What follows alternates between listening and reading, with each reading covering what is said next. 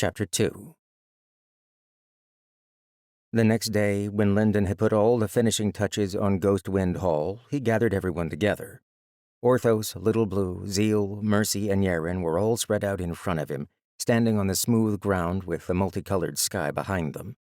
They wore various expressions of expectation, from Yaren's confident patience to Mercy's excitement to Zeal's completely blank face. They were waiting to hear his plans for them. Still, he hesitated to speak. "What are you doing?" Dross whispered to him. "It's a good plan, very theoretically sound. In the worst case, they just develop an instinctive hatred for you that sinks into their very souls, but that would be irrational." "I have left various methods for each of you," Lindon began, "for willpower training. Some of you have started working already, which is admirable. As you know, willpower is fundamental for fighting heralds and sages, and the monarchs. You've all faced down a dread god before, so you know that."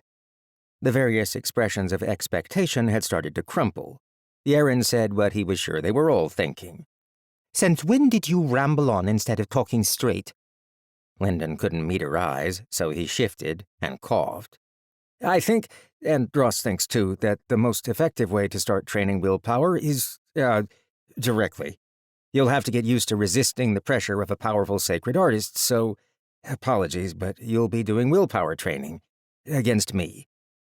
He didn't like stammering and speaking so hesitantly, but the idea made him profoundly uncomfortable. For one thing, proposing that he could suppress them all suggested that he was the most powerful sacred artist there, which was true, but it was still awkward to say out loud.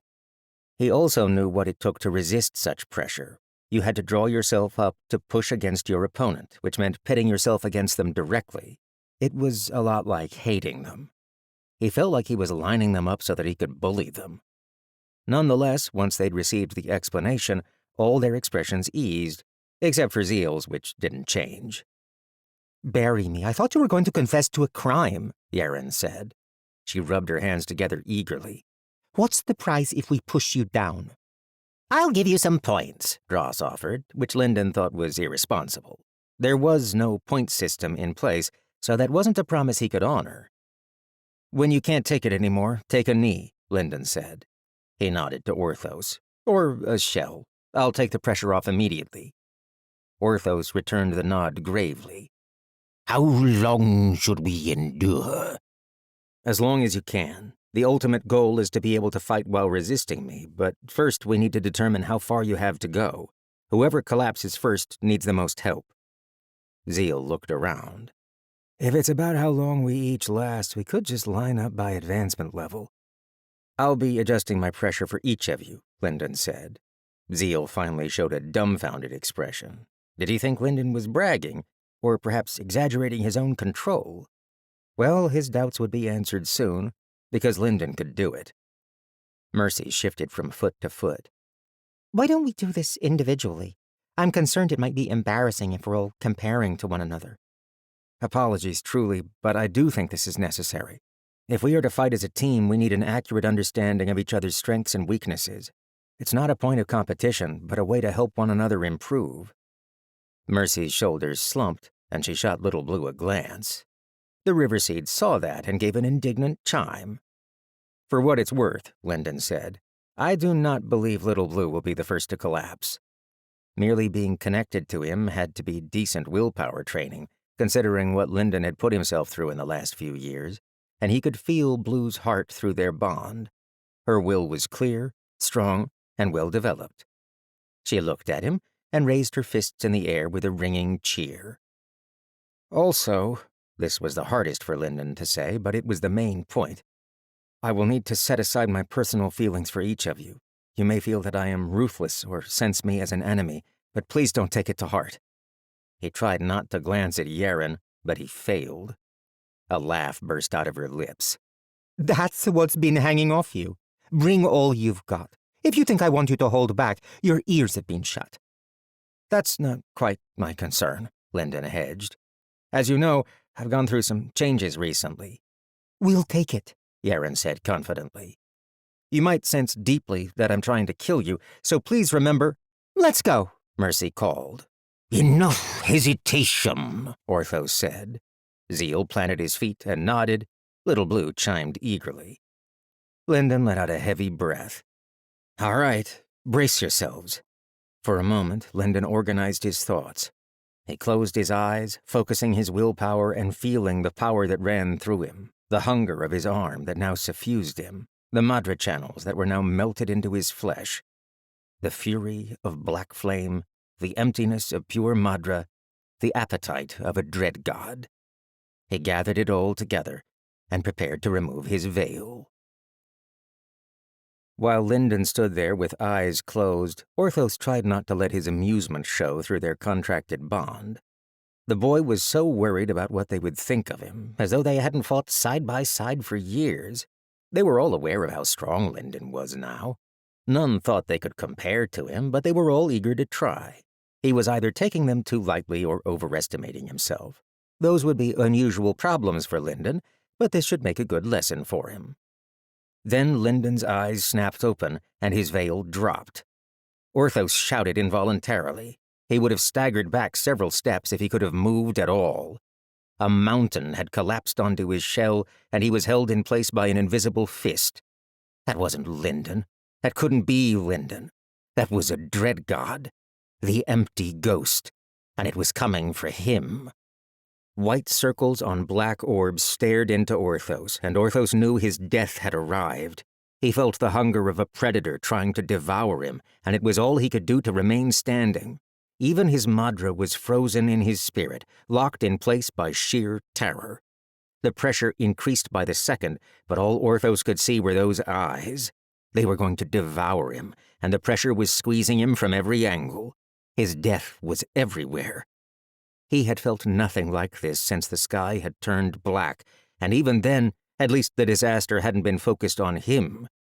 This time, death was calling his name. Helpless, Orthos collapsed. Mercy had trained for months in the 5th page of the Book of Eternal Night, among the Dream of Darkness technique. She had practiced resistance against nightmares, and of course she had her experiences facing down the weakened wandering titan. Her own mother's displeasure was significant willpower training. She would be confident pitting herself against most anyone her age in a straight-up contest of will. Lindon would win, she was sure, but she would give him a good run. Or so she thought before it came to this. It was as though he'd punched through her rib cage and seized her core in his dread god hand. She could feel his will gripping her from every angle, crushing her body and her spirit, his ravenous hunger ready to devour her whole. The fear and guilt and anger she'd felt fighting against her mother came flooding back. Mercy had thought she had recovered enough from fighting malice, but the force of Lindon's spirit felt too much like her mother's displeasure. Mercy's eyes crossed, and she tried to summon her armor, but she couldn't make it work. Desperate, she thought of the 7th page of her Book of Eternal Night. That had a measure of her mother's will inside it, so it would surely keep her on her feet. But then, what would be the purpose of this test? Mercy stood as long as she could under the pressure of those black and white eyes. Eventually, she could take it no longer and dropped to her knees. She was the second to drop, she saw, but she wasn't too disappointed. At least she had lost on her own.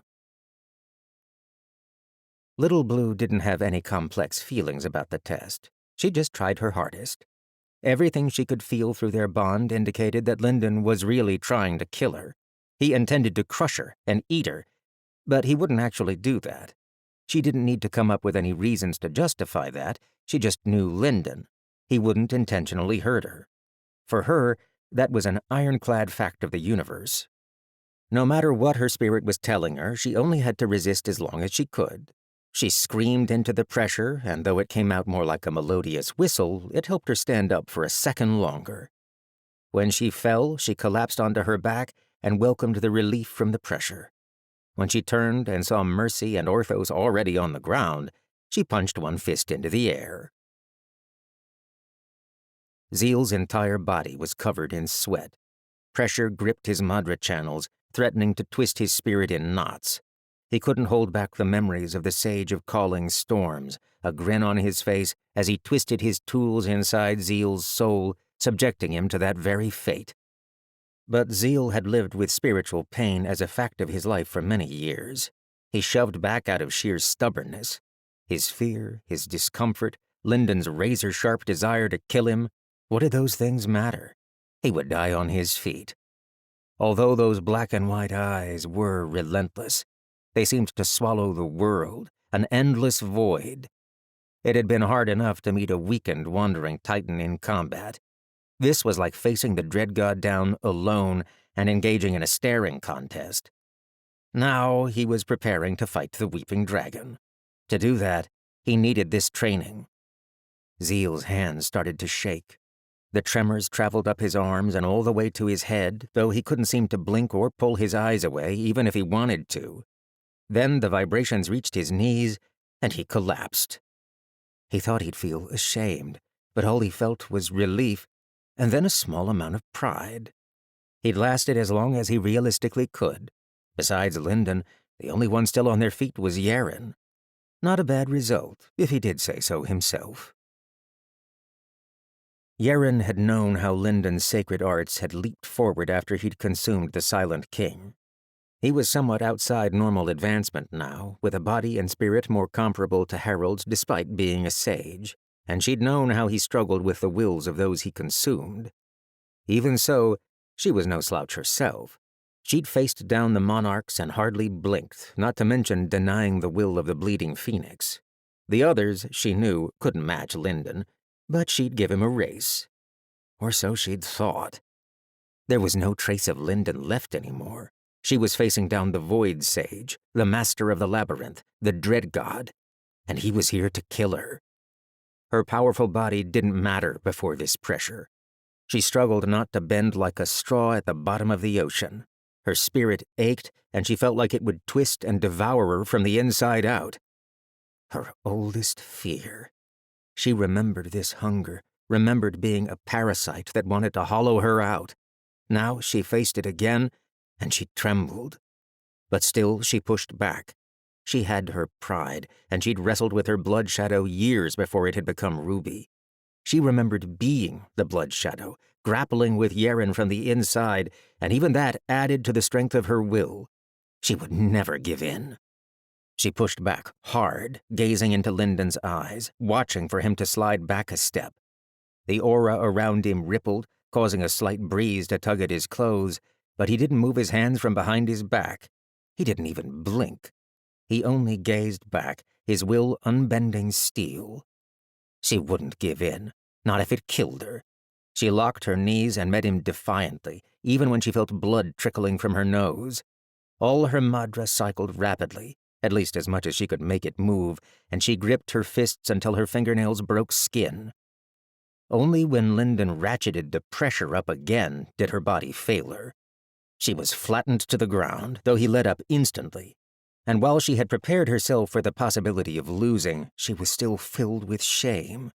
She had thought she'd stand a chance.